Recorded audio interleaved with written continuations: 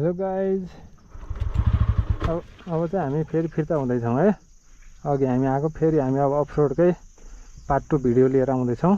रोनेनको अफरोड कस्तो हुन्छ, कतिको सहज हुन्छ हाम्रो यात्रा भनेर हामीले देखाउन खोजिरहेका छौँ खासमा है।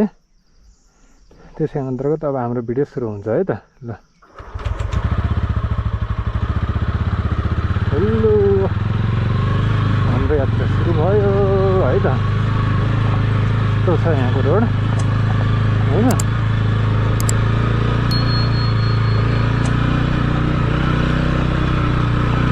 मजै आइरहेछ है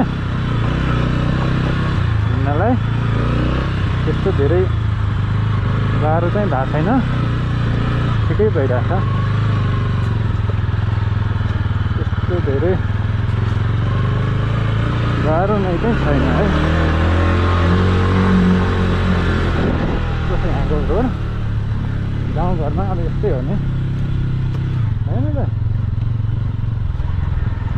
उकाली ओह्राली भन्ज्याङ चौतारी भन्ने जस्तै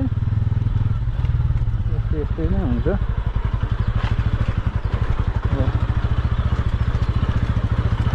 गाउँघरमा। कम्प्रोमाइज गर्नुपर्छ बाटोमा होइन। तपाईँहरूसँग कुन बाइक छ अथवा के छ, त्यस्तो कुनै एक्सपिरियन्स छ भने पनि कमेन्टमा सेयर गर्न सक्नुहुन्छ है। त्यस्तै छ भने अब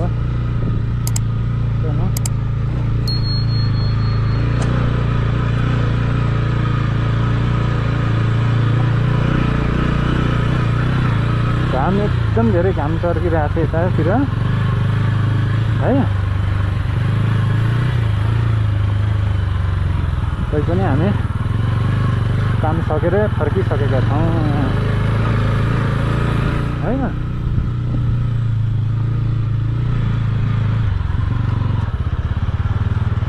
यस्तो छ यतातिर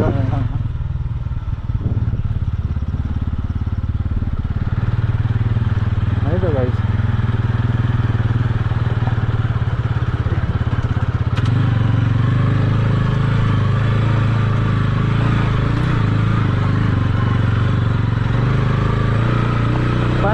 तानिरहेछ है। हार मानेको चाहिँ छैन रोनिनले, जे भने तान्न परिहाल्यो नि होइन। यसैको लागि किनेको, तानेन भने चाहिँ यसको अनि त्यो यसको विरोध भएन, विरोध भइहाल्छ नि। विरोध नगर भनिरहेको छु मैले। ठिकै छ। धेरै गर्मी चर्किरहेको, घाम चर्किरहेको छ है कतिले चाहिँ। एकदम धेरै शीतलमा यसो बस्नु पाएन हुन्थ्यो, तर पनि अब हिँडेको 2-4 मिनट भएको छैन, के रोक्नु होइन। चल्दैन बरु उतै गएर बस्ने, नास्ता खाने बस्ने है त।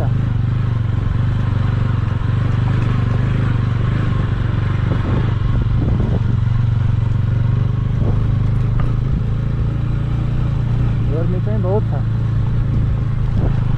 यो जेठको। अब सकिन लागेको छ जेठ हुने, पानी पनि परेको छैन नि त यति बेला, त्यो वर्ष।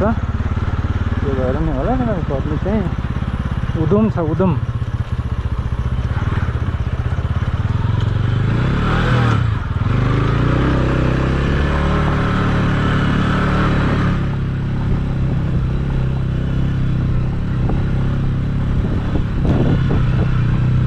सल्लाहघारीमा आइपुग्यौँ हामी है। त्यस्तै छ गाइज, के गर्ने।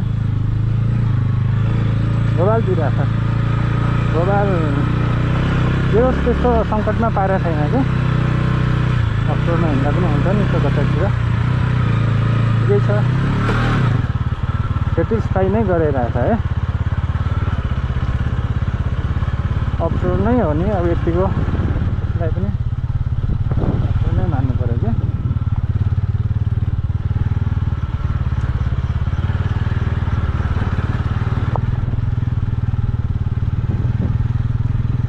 मैले यो बाटोमा हिँड्दाको फाइदा भने नि अघि तपाईँहरूलाई होइन, यो बाटोमा हिँड्दाखेरि पछाडिबाट गाडी आएर गाडीले हाल्ला कि भन्ने डर चाहिँ हुँदैन क्या होइन।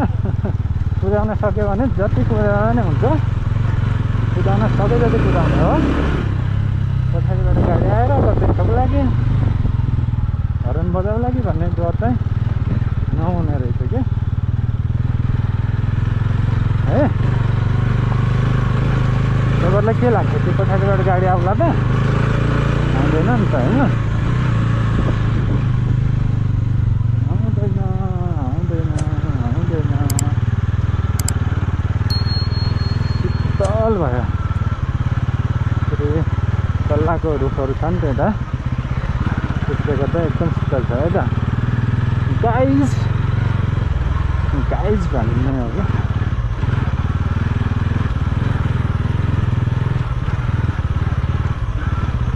यसमा चाहिँ हिरो रहेन चाहिँ त्यही खुसी लाग्यो, नत्र त अघिल्लो पालि त टायर डढेर हिरो भयो नि होइन। यसपालि चाहिँ त्यस्तो महसुस भएन हामीहरूलाई। यो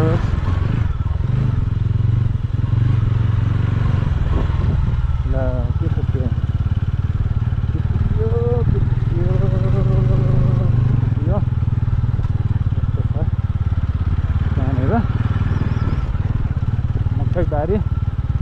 मकैबारी दरम दरम हरिया काँक्रा करम करम भन्ने गीत त सायदै सुन्न बाँकी हुनु होला। मकै अब खाने बेला हुँदैछ है त। हेर्नुहोस् मकैबारी देखिया छ नि होइन, त्यस्तै छ हाम्रो गाइजहरू।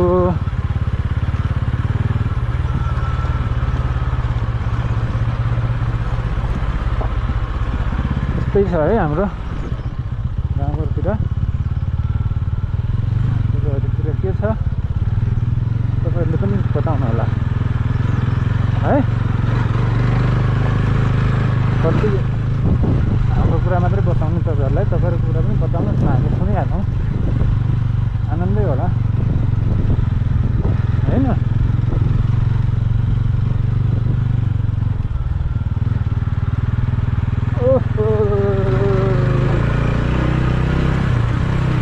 कस्तो देखिरहेको छ त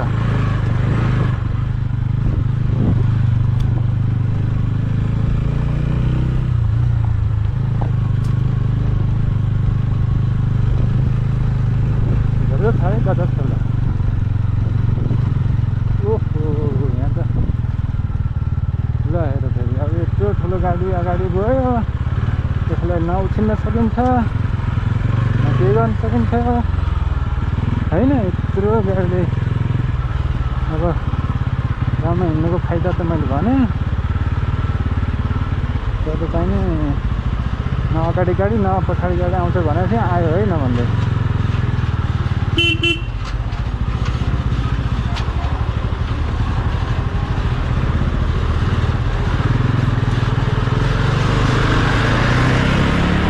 त्यसलाई पनि ओभरटेक गर्न सफल भयो है त। अब चाहिँ गाउँमा हिँड्नुको फाइदै छ क्या, अब चाहिँ गाडी आउने सम्भावना लगभग छैन है, छैन भन्दा पनि हुन्छ।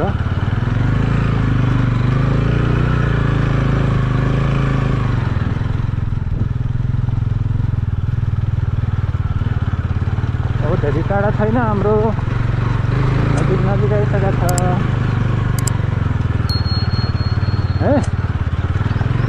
तपाईँहरूलाई के कस्तो लागिरहेको छ यसको विषयमा, अरू पनि केही कुरा जान्न मन छ, जान्नु इच्छा छ, यसो गरेर यसो बनाइदिनुहोस् न भनेर तपाईँलाई कस्तो इन्ट्रेस्ट हुनसक्छ नि त, रनिङ किन्ने सोच हुनसक्छ। तर यसको बारेमा धेरै कुराहरू थाहा पाउनु भएको छैन भने यसको बारेमा मलाई जानकारी दिन पाए हुन्थ्यो भनेर भन्नुभयो भने मैले त्यस सम्बन्धी पनि जानकारी तपाईँहरूलाई दिन सक्छु क्या होइन। दिनेछु भन्दै भन्दै ओहो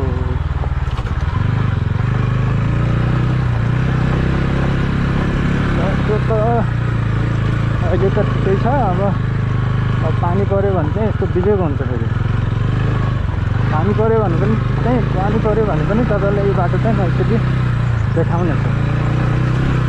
त्यतिखेरको हाम्रो अनुभव कस्तो हुन्छ, कति ठाउँमा बाइक धकाल्नुपर्छ त्यो पनि सबै हेर्नुहुन्छ तपाईँहरूले है। ओके गाइस,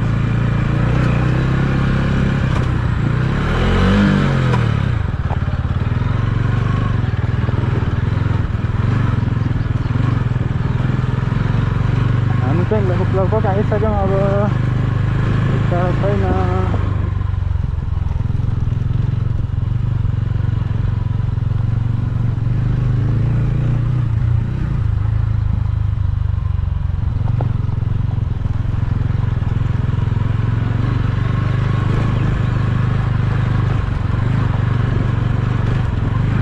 बजार भन्छ यसलाई चाहिँ, थाँकी बजार भन्छ है त। यसलाई भन्छ थाँकी बजार।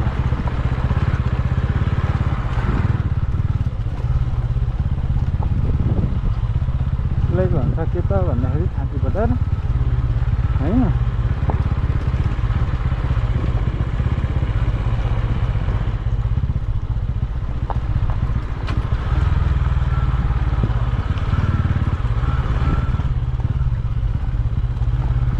हामीहरू लगभग आइपुग्न लाग्यौँ होइन त।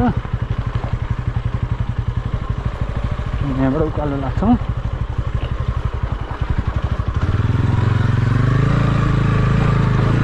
ओहो मलाई यो उकालो चाहिँ जहिले पनि खै किन हो यस्तो छुट्टिहाल्छ कि। तर आज चाहिँ सहजै भयो है, त्यस्तो धेरै गाह्रो पनि भएन भन्नु पर्यो।